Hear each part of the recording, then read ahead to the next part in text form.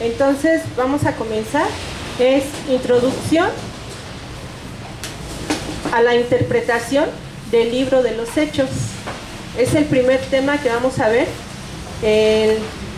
La meta de este capítulo es que nos familiaricemos, que te familiarices en general con el libro de los Hechos como una obra de literatura. Aprender la importancia del conocimiento, del trasfondo histórico y cultural para una correcta interpretación de hechos. Comprender algo del tema del propósito hechos y su significado para la interpretación del libro. Aquí dice que es ayudar a que nos familiaricemos con hechos como una obra literaria, que la veamos, no como una doctrina. Muchas doctrinas han querido agarrarse de ahí, pero no, es una obra literaria, es lo que quiere decir. Aprender la importancia del conocimiento del trasfondo histórico. Y aprender significa adquirir el conocimiento de algo por medio del estudio, el ejercicio o la experiencia. Y trasfondo histórico es también llamado contexto histórico. Son incidencias o circunstancias que influyeron para que algún hecho histórico se llevara a cabo o tuviera un lugar. Y el comprender significa percibir o tener una idea de lo que se dice, se hace o sucede, o descubrir el sentido profundo de algo. Entonces ese es el propósito, que descubramos el sentido profundo del libro de los Hechos. Que vamos a ir viendo poco a poco, y yo quiero que veas en este momento, nuestra enseñanza al principio tenemos un versículo principal que es Marcos 1:22, y dice que todos estaban admirados de sus enseñanzas, pues cuando les hablaba lo hacía como quien tiene autoridad y no como los maestros de la ley. Entonces dice que todos estaban maravillados, todos estaban atentos a lo que Jesús les enseñaba, a lo que estaban aprendiendo en ese momento. Y quiero que vayamos a Lucas 2:52.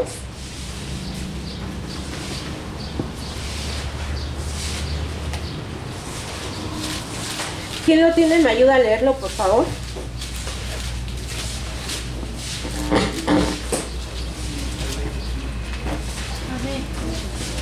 Jesús crecía en sabiduría y en estatura y en gracia para con Dios y los hombres. Dice que Jesús crecía ¿en qué? En sabiduría y estatura, ¿sí? Entonces Él no se quedó estancado, Él nos enseña que creció, que iba creciendo en sabiduría y en tamaño. Ahora nosotros vamos al Filipenses 1:9.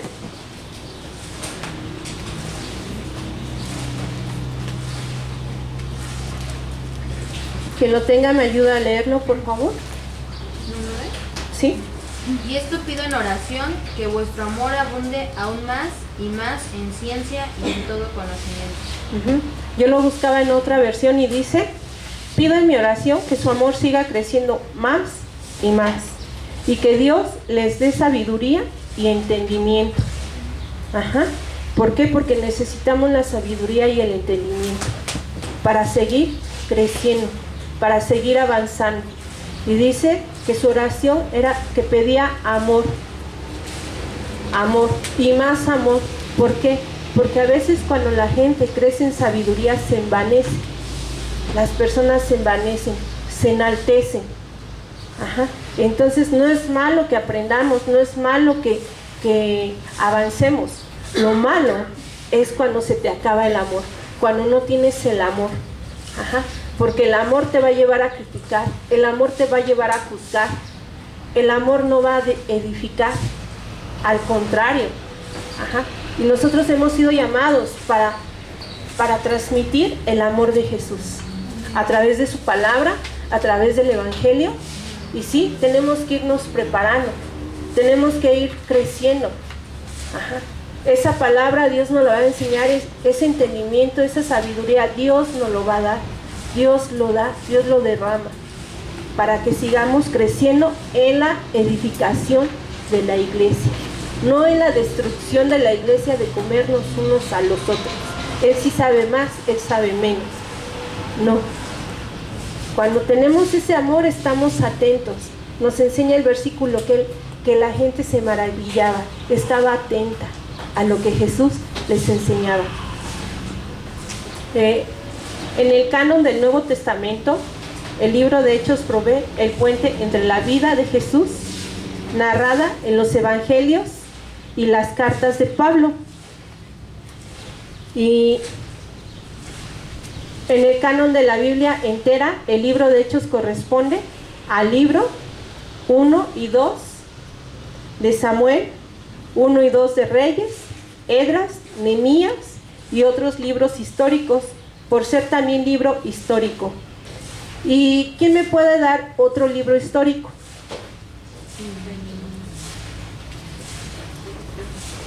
Bueno, dentro de los libros históricos está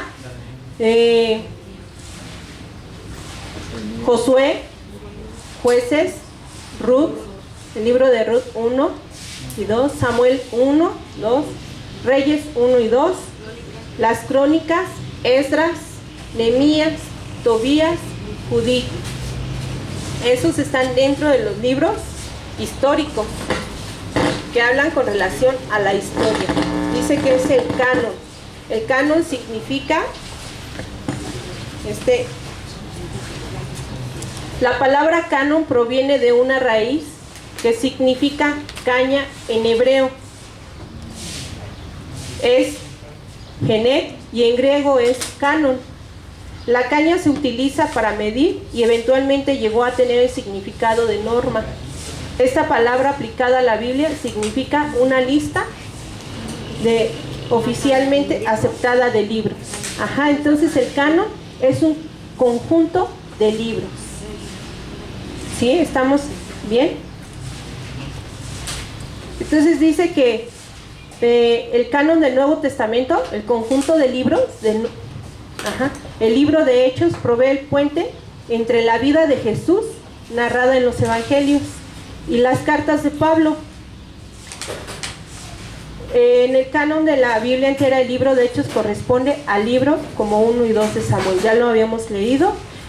Es una continuación de la historia que Lucas comenzó su Evangelio. Para todas estas razones y más, Hechos es un libro clave para el cristiano y para la iglesia. También nos habla con relación a las cartas de Pablo. ¿Sí conocen las cartas de Pablo? ¿Me pueden decir cuáles son las cartas de Pablo? Romanos, Corintios 1, Corintios 2, Tesalonicenses, Timoteo, Tito. Ok, entonces también es un canon, un conjunto de libros, ¿sí? Con todo esto, a veces la iglesia ha usado equivocadamente el libro de Hechos para justificar alguna doctrina o práctica que realmente no tiene fundamento bíblico. Así que es necesario tener cuidado al interpretarlo para aplicarlo correctamente a la situación histórica y cultural que actualmente vivimos.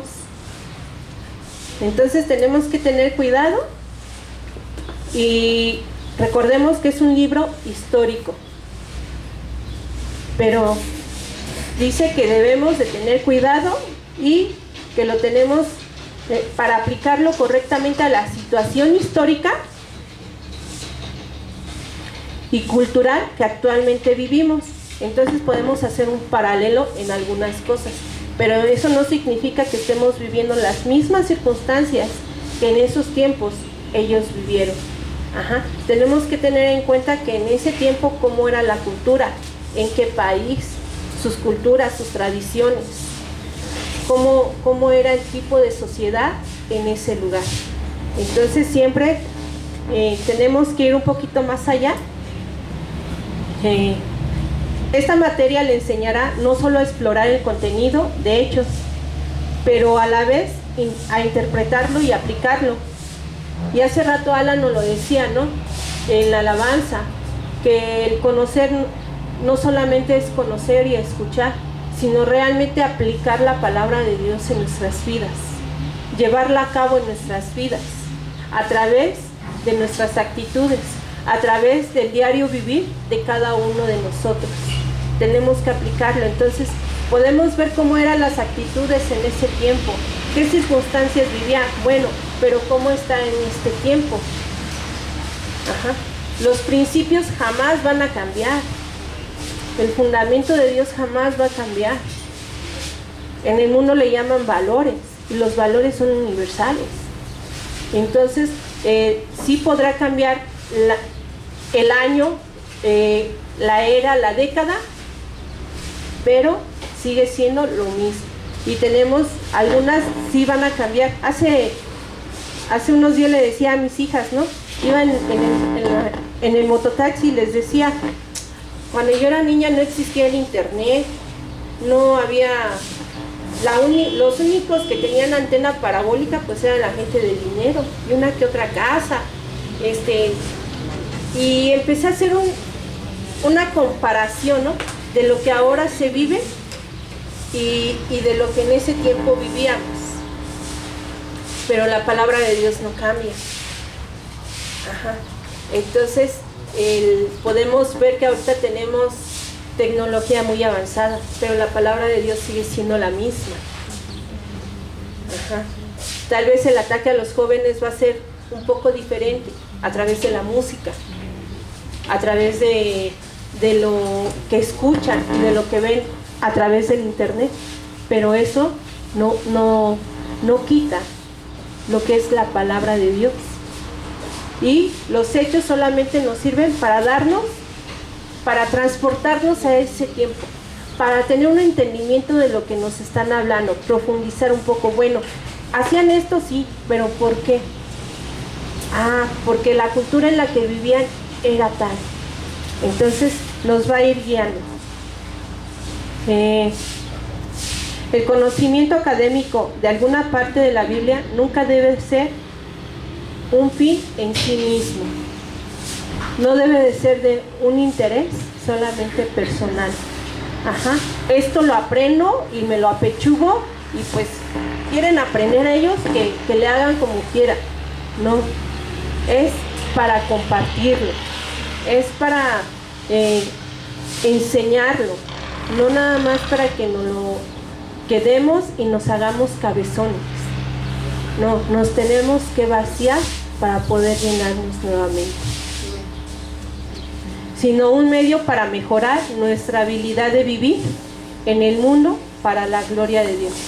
Entonces, cuando nuestra vida va cambiando, va siendo transformada a través de lo que estamos aprendiendo, la gloria ¿para quién es? Para Dios, no para nosotros. Entonces, por esa razón es que la palabra nos va a redarguir, la palabra nos tiene que llevar a la humildad, nos tiene que llevar a ser mansos y humildes, no altivos y soberbios, sino que tenemos que ir creciendo en esa humildad. Va a haber un cambio en nuestras vidas. Y dice, para mejorar nuestra habilidad de vivir en el mundo, para aprender a resolver nuestras circunstancias, problemas que vamos a ir enfrentando, pruebas que vamos a ir enfrentando. Pero ¿qué pasa cuando vamos a la palabra de Dios y nos encontramos con la vida de Juan, nos encontramos con la vida de Pablo, cuando nos encontramos con la vida de Ruth, cuando Dios nos habla a través de esa mujer, Abigail, cómo reaccionó ante la circunstancia? Y vemos todo el panorama, Dios nos deja ver el panorama, cómo estaban viviendo en ese tiempo y cómo resolvían sus problemas. Eso mismo es lo que a nosotros nos va a llevar y nos va a guiar a través de la sabiduría de Dios, de la dirección de Dios, cómo enfrentar nuestras pruebas, Entonces, ellos se enfrentaron pruebas, nosotros vamos a enfrentar pruebas. Entonces, ahí vamos más adelante. Dice, nuestra habilidad de vivir en el mundo para gloria de Dios y para la edificación de su iglesia.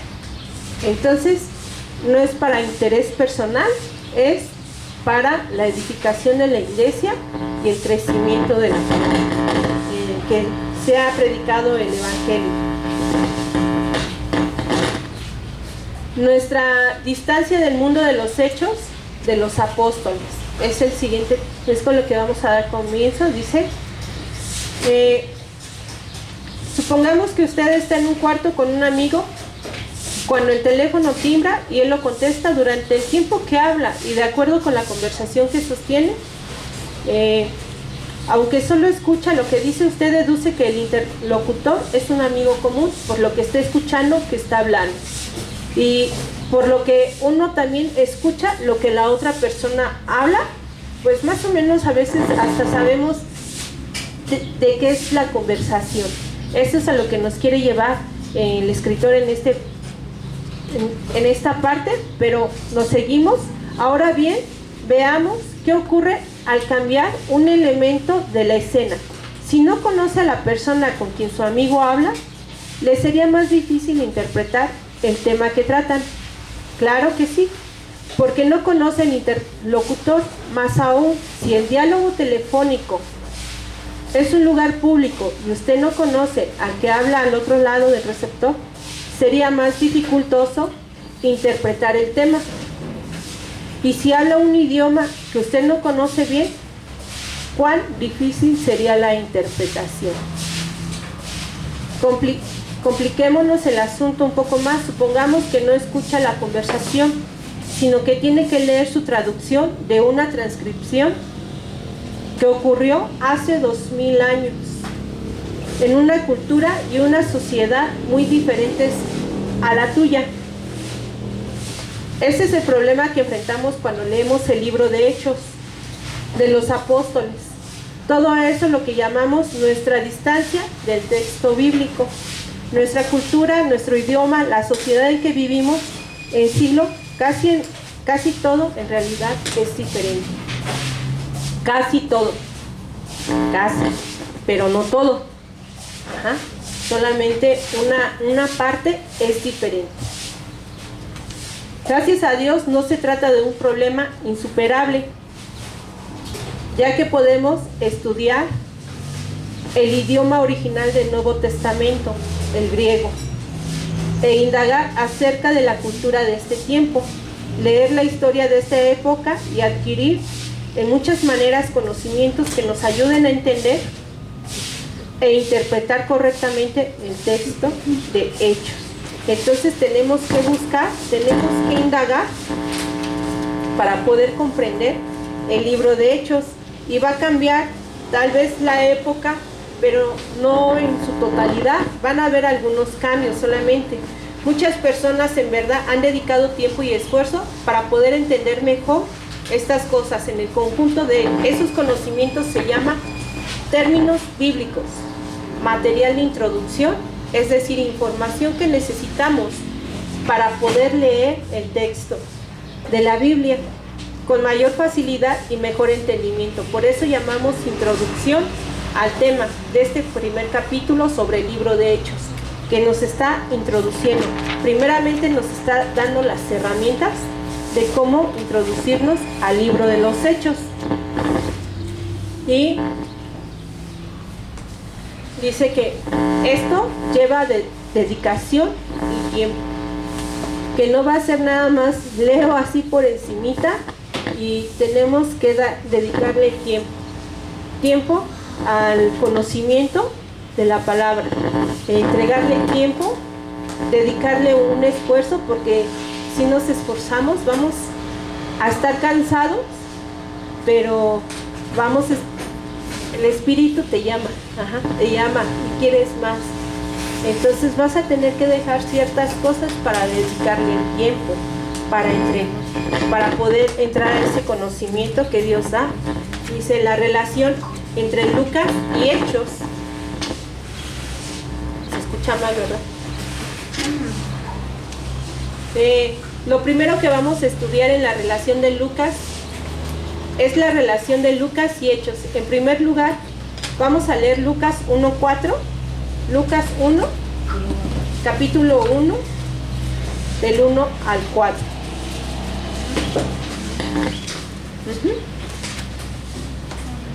Vamos a leerlo.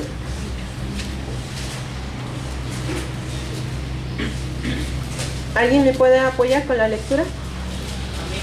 Puesto que ya muchos han tratado de poner en orden la historia de las cosas que entre nosotros han sido ciertísimas, tal como nos lo enseñaron los que desde el principio lo vieron con sus ojos y fueron ministros de la palabra. Me ha parecido también a mí, después de haber investigado con diligencia todas las cosas desde su origen, escribírtelas por orden, oh excelentísimo Teófilo, para que conozcas bien la verdad de las cosas en las cuales has sido instruido. Entonces dice, y enseguida vamos a leer Hechos 1:1.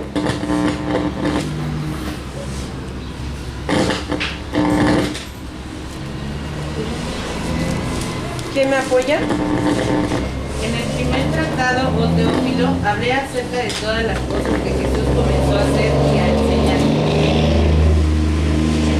Amén. Dice, en el primer tratado, oh Teófilo, hablé acerca de todas las cosas que Jesús comenzó a hacer y a enseñar.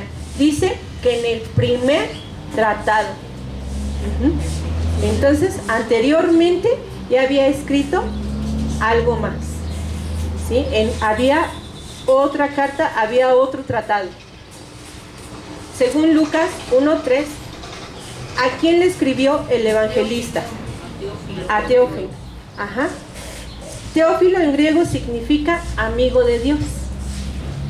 Y leía una información que decía que muchos piensan en Teófilo cuando lo leemos aquí, Teófilo, y lo vemos como nada particular, como nada trascendental, como cualquier X, ¿no?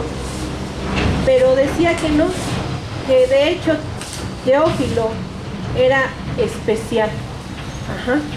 Que se cree que era de dinero, una persona de dinero, estudiada.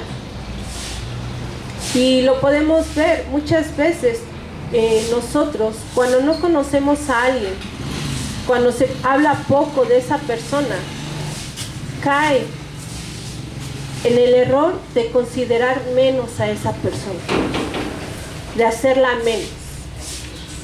¿Por qué? Porque no tiene popularidad, porque solamente aparece unas cuantas veces o escuchas unas cuantas veces de esa persona. Pero eso no significa que esa persona sea importante. Recordemos que para el reino de Dios todos son importantes, todos son sus hijos. Ajá. Entonces, no debemos de menospreciar al hermano, a la hermana. El hecho de que no esté parada aquí no significa que sea menos. Un propósito Dios tiene para su vida. Ajá. Entonces, aquí nos habla de Teófilo y podemos ver esa diferencia en Hechos, en Lucas y en Hechos.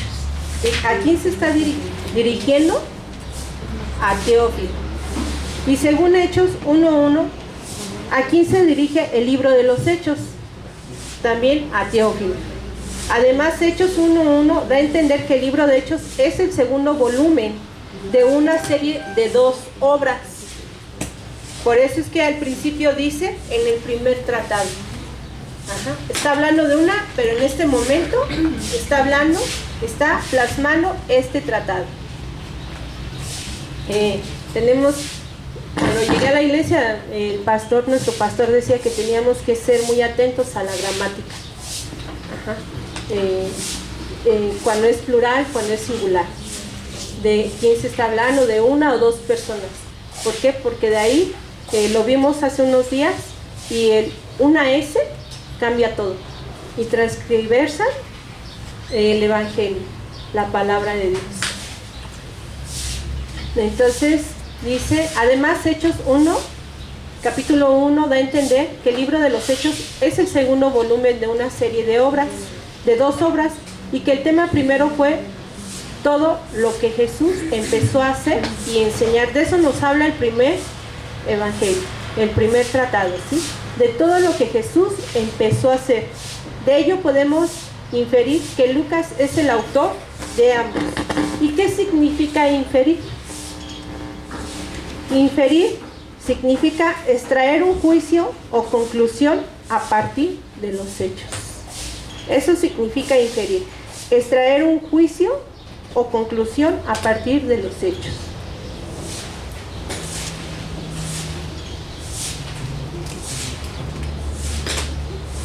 A través De los hechos.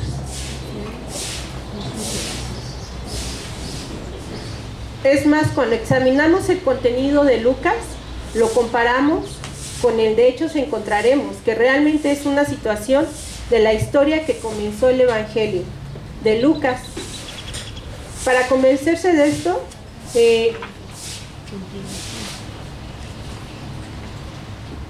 vamos a examinar las siguientes citas, leyendo primeramente las de Lucas y luego las de Hechos. No vamos a leer todas, solamente vamos a leer 3 citas de Lucas y 3 citas de Hechos. ¿Quién ayuda con Lucas 1:15? Amén. Porque será grande delante de Dios, no beberá vino ni sidra, y será lleno del Espíritu Santo aún desde el vientre de su madre.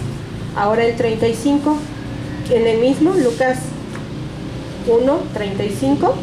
Respondiendo el ángel le dijo, el Espíritu Santo vendrá sobre ti y el poder del Altísimo te cubrirá con su sombra, por lo cual también el santo ser que nacerá será llamado Hijo de Dios. Ajá. Ahora, allá atrás, ¿quién me apoya con Lucas 2:25? Amén. Y aquí había en Jerusalén un hombre llamado Simeón, y este hombre justo y piadoso esperaba la consolación de Israel, y el Espíritu Santo estaba sobre él. Sí, vamos a Lucas 11:13.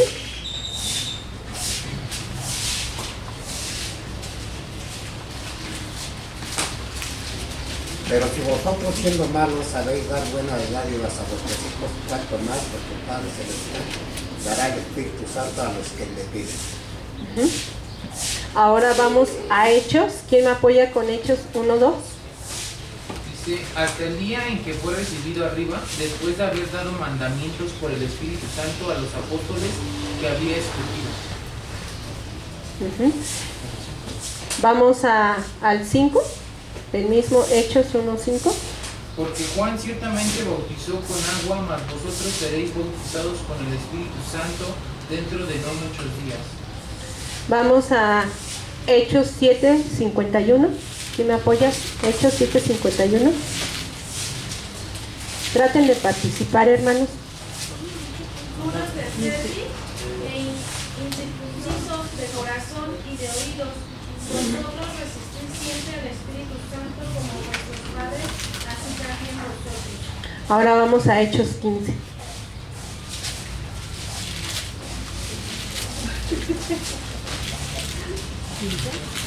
Sí.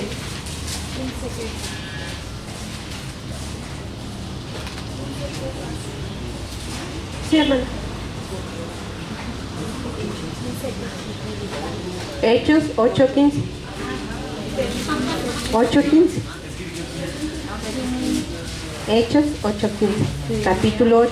Los Versículo 15. cuales, habiendo venido, oraron por ellos para que recibiesen el Espíritu Santo. Dice, ajá.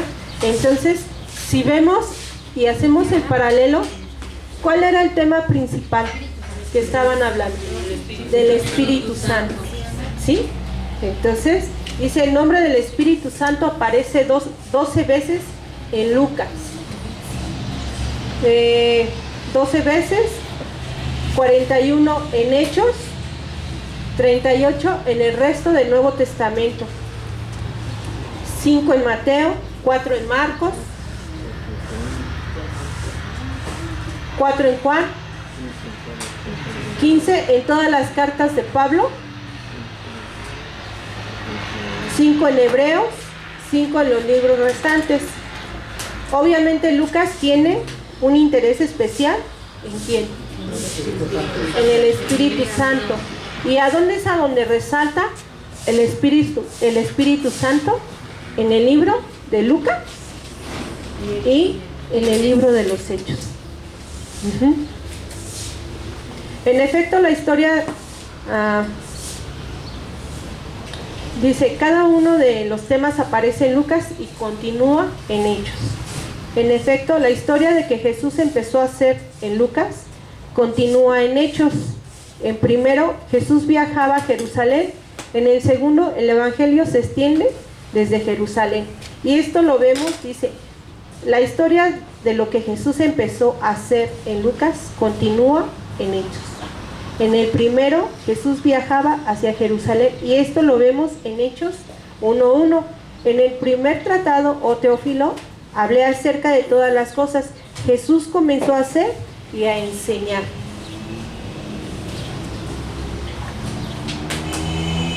En Lucas, Jesús cita ciertos pasajes del Antiguo Testamento. Vamos a leer lo que dice Lucas 4:18.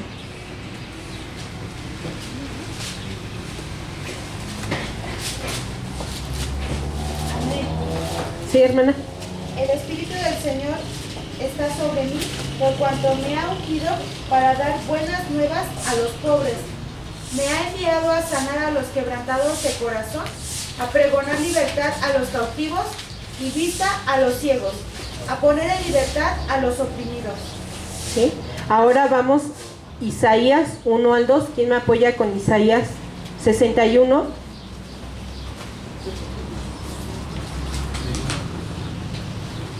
El Espíritu de Jehová, el Señor, está sobre mí, porque me ungió Jehová, me ha enviado a predicar buenas nuevas a los abatidos, a vendar a los quebrantados de corazón, a publicar libertad a los cautivos y a los presos apertura de la cárcel.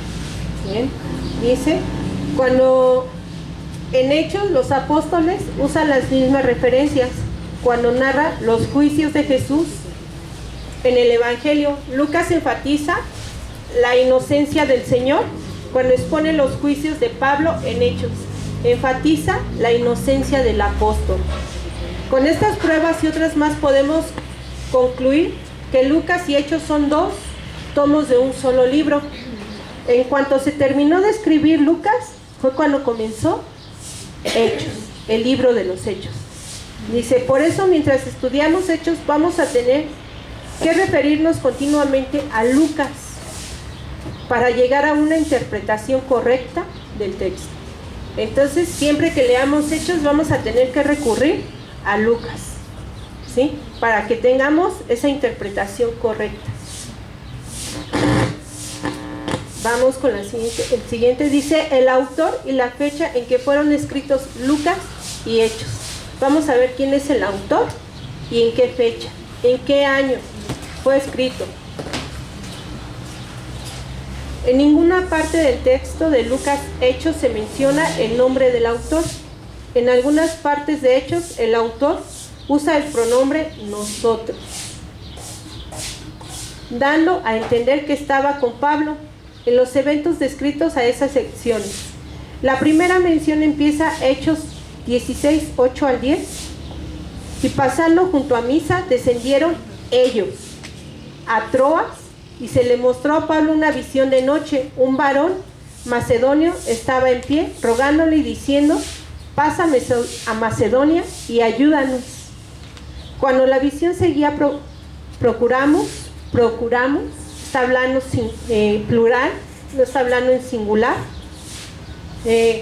Nosotros partir a Macedonia, procuramos nosotros partir para Macedonia, dando por cierto que Dios nos llamaba, no me llamaba, te llamaba, nos llamaba para que les anunciásemos el Evangelio.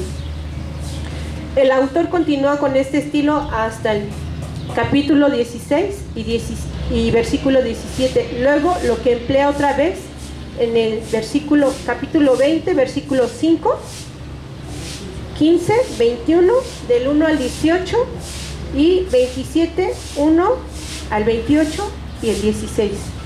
Esto muestra que el autor se encontró con Pablo en Troas durante un segundo viaje misionero y lo acompañó hasta Filipos, donde se quedó cuando Pablo continuó a Tesalónica.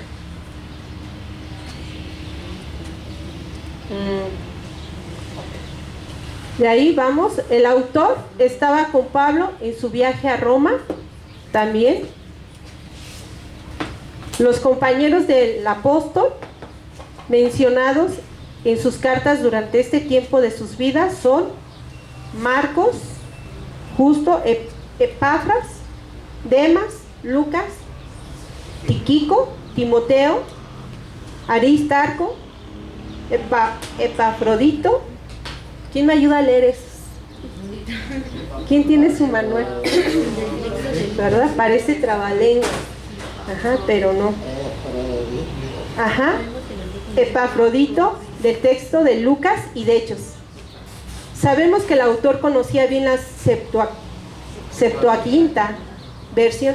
Yo estaba buscando y decía, está mal escrito, es Septuaginta.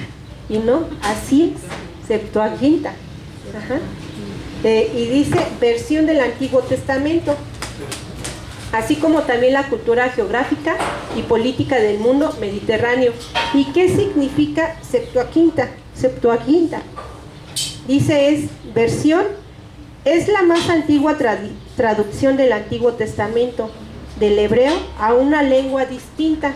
Y esa lengua es, dice, antigua traducción del Antiguo Testamento de hebreos a una lengua distinta. En este caso es el griego helenista. Helénico, que significa koine, K, O, I, N, E. ¿Sí? Entonces, eso significa, dice que es la traducción más antigua. Del hebreo al griego. Dice antigua traducción del Antiguo Testamento del hebreo a una lengua distinta, en este caso al griego helenístico, koine. ¿Está bien? A veces escuchamos palabras y nada más las escribimos o pues así, y de verdad que lo estaba viendo y ¿qué significa eso? Dice versión del Antiguo Testamento, así como también la cultura geográfica y política del mundo mediterráneo. Además, la tradición de la Iglesia antigua testifica con unanimidad que el autor es Lucas, el médico. Y esto lo vemos, vamos a Colosenses 4:14. ¿Quién me apoya con la lectura de Colosenses 4:14?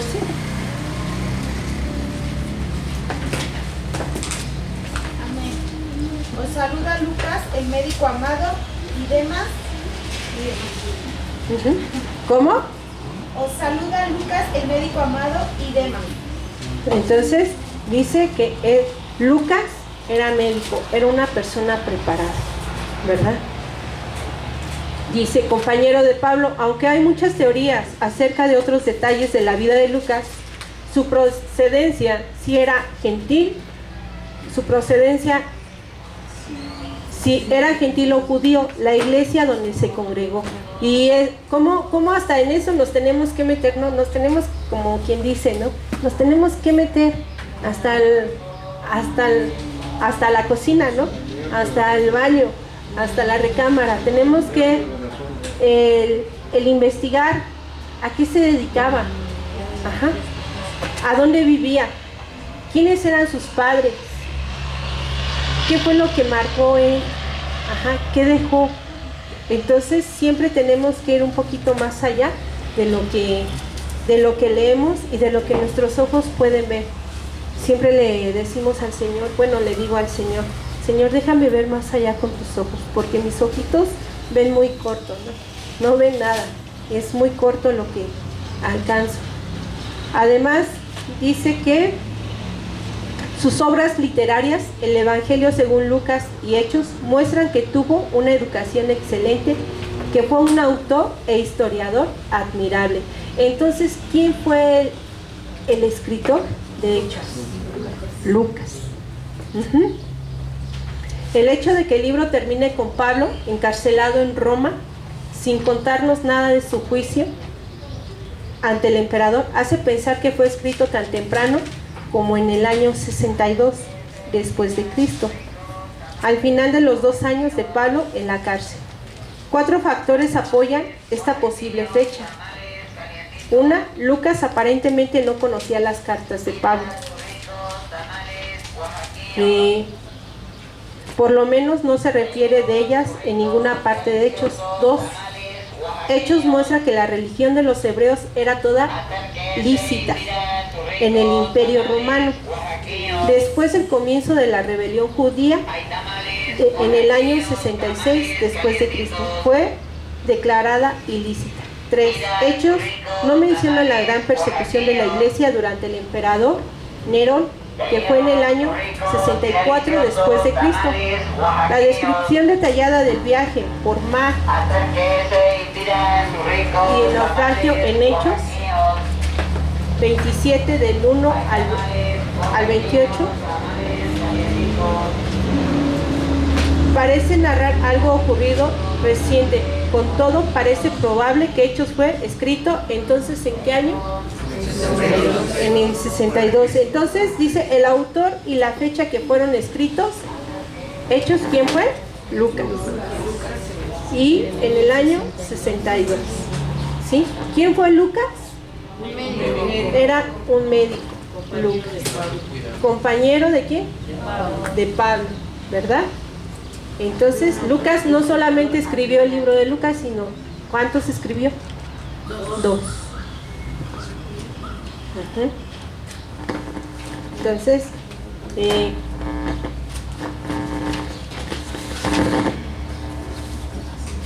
vamos a ver el trasfondo histórico y cultural de los hechos. Continuamos. Es muy importante, hermano, que en casa estés leyendo, que lo... Sí, hermano. ¿Yo puedo decir algo de lo que investigué? Dice que los escritos de los primeros padres de las iglesias, tales como Ireneo, Clemente de Alejandría, Tertuliano, Orígenes y Eusebio, Jerónimo, afirman que Lucas fue el autor de Hechos. Dice también, hay un canon moratorio, dice que es la lista más antigua del libro del Nuevo Testamento. Está escrito en latín, fue descubierto por un bibliotecario en la Biblioteca Ambrosiana de Milán. El manuscrito en que figura data del siglo VIII y la lista se ha fechado entre el año 70. En el año 70 yo lo leí y decía que eran ese canon, esos libros, ahí lo expresaban como papiros, como papiros. Entonces vamos a seguir. Dice el trasfondo histórico y cultural de Hechos. Gracias, hermano. Dice, Lucas y la iglesia del primer siglo vivieron en un mundo de 2 culturas. Una, la cultura judía y helénica. ¿Alguien sabe cuál es la cultura helénica? ¿No? Lo leía y es cuando estaba Alejandro Magno, la cultura helénica. Entonces, para saber quién fue Alejandro Magno, tenemos que introducirnos cómo fue en ese tiempo.